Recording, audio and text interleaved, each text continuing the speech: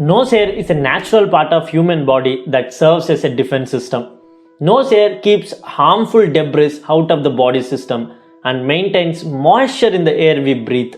Doctors do not recommend waxing or pulling the nose hair out because pulling out individual hairs can lead to ingrown hairs and infection. Waxing especially could hurt the skin deep inside your nose. Additional to these points, there is one more conflict point from the doctor's side saying that nasal hair filter the air we breathe and therefore protect us from infection by airborne viruses, bacteria and other pathogens. But many modern doctors disagree to that and claim there is no connection between trimming or waxing of nose hair to any risk of respiratory infections like corona infection. Hence, we'll be finding out the mystery behind these conflicts in this video and we'll be concluding the relation between nose hair and possible occurrence of respiratory infections. Starting with 1896. In 1896, a pair of English doctors wrote in the prestigious medical journal saying that nose hair, medically known as vibrissae, might offer protection against infection germs. The English doctor's conclusion might sound logical, but at that point nobody had actually studied whether trimming nose hair might make it easier for germs to penetrate deeper into the respiratory tract or not. So everyone started to believe that claim until 2011. In 2011, a study including 233 patients strictly studied the correlation between the density of the nose hair and possible occurrence of disease. A team of researchers from Turkey found that people with a denser nose hair were less likely to have asthma. The researchers attributed this finding to the filtration function of nose hair and published this study in the International Archives of Allergy and Immunology. Their observation was interesting, but it was just an observational study that proved nothing about entry of microorganisms.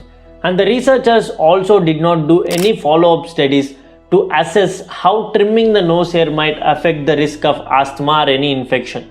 So once again we ended up with no conclusion until 2015. In 2015, doctors at Mayo Clinic performed the first and so far only study to look at the effect of trimming nose hair. The researchers measured the nasal airflow in 30 patients before and after cutting their nose hair and found that trimming led to improvement in both subjective and objective measures of nasal airflow. The results were published in American Journal of Rhinology and Allergy. Come on man, isn't it obvious that nasal airflow improves if we trim nose hair? Well, I feel it is obvious, but they proved it with some rigorous study. So again, an interesting conclusion, but does better nasal airflow correlates with high risk of infection? Neither study addressed this question directly, but when the same question was asked to a lead researcher in Mayo Clinic study, he said that nose hair can only block larger particles like dust.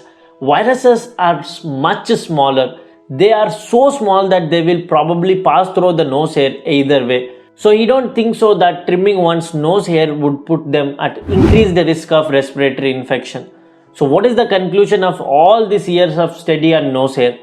Based on the limited study of nose hair, there is no evidence that trimming or waxing them increases the risk of respiratory infection, which means trimming or waxing does not increase the risk of coronavirus.